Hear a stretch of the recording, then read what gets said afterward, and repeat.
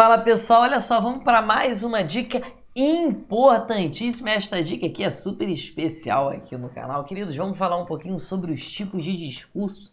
Você já ouviu falar nisso? O que é um discurso direto? O que é um discurso indireto? E o que é um discurso indireto livre que tira o sono de muitos concurseiros, né? Queridos, é o seguinte, antes de mais nada, por favor, faça a sua inscrição aqui no canal e acompanhe todas as nossas dicas quase que diárias e também, né, as nossas lives toda quarta-feira ao vivo aqui às 8 horas da noite. Queridos, primeira coisa, o tipo de discurso é quando você vai colocar no texto a fala de um determinado personagem.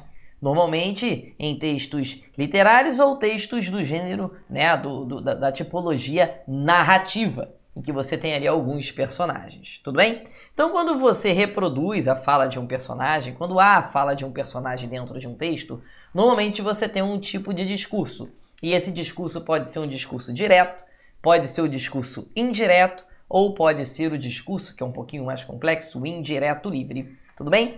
E aí, pessoal, é o seguinte, o que é o discurso direto? O discurso direto é aquele que reproduz na íntegra exatamente a fala de uma outra pessoa, de um personagem. Esse tipo de discurso está presente na literatura e também no cotidiano, a gente sabe, né?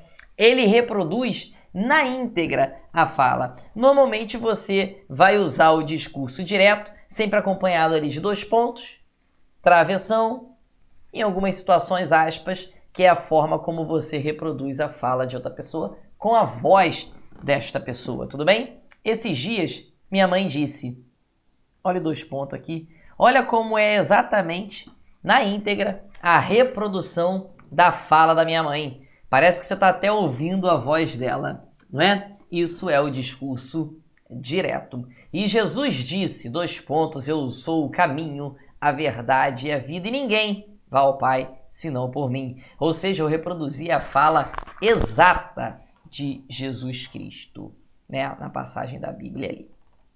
Agora, tem um discurso indireto. O discurso indireto é a forma de dizer caracterizada por uma intervenção do autor, que interfere na fala. Ou seja, eu reproduzo a fala de um personagem, mas com a minha voz. Esses dias minha mãe disse que era para eu ir trabalhar. Ou seja, eu coloco a minha voz ali, eu reproduzo a fala da minha mãe, a fala de um determinado personagem, mas com a minha voz. Eu posso dizer que Jesus disse que ele era o caminho, a verdade e a vida e que ninguém iria ao Pai senão por ele. Ali você tem o discurso indireto, pois eu estou colocando a fala de um personagem, mas com a minha voz, com a minha fala, eu estou falando por ele. E aí você não vai ter ali 2 pontos, né? Não vai ter travessão, não vai ter aspas.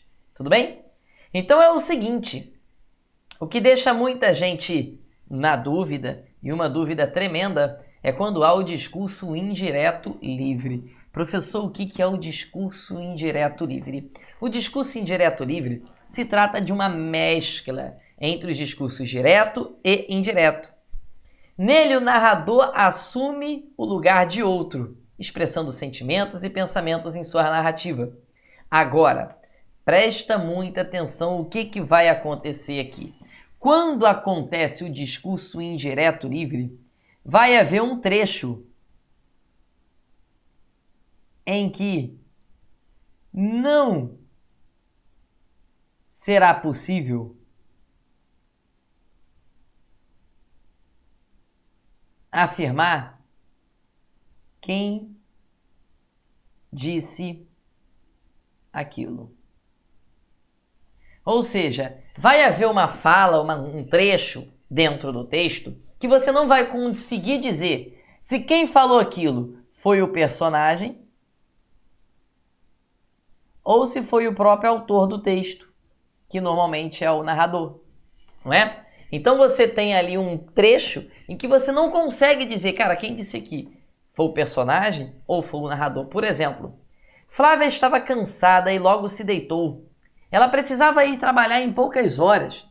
Acordei desesperada. Já era para estar no trabalho. Olha só. Já era para estar no trabalho.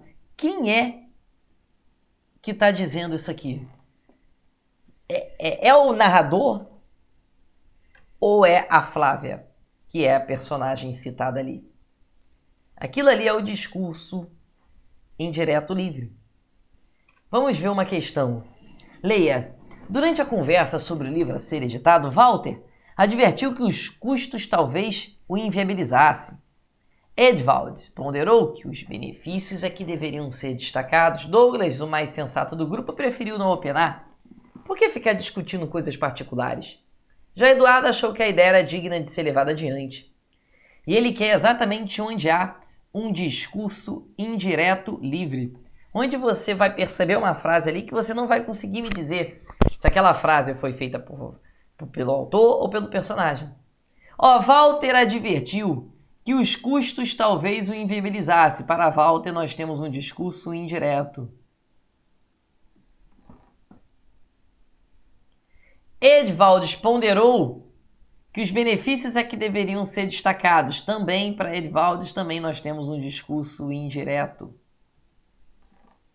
Douglas, o mais sensato do grupo, preferiu não opinar. Tá aqui. Gabarito vai ser, com certeza, não tenha dúvida. Douglas, o discurso indireto livre.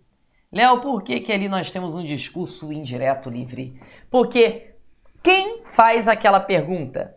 Quem perguntou aquilo? Por que ficar discutindo coisas particulares? Foi o autor do texto?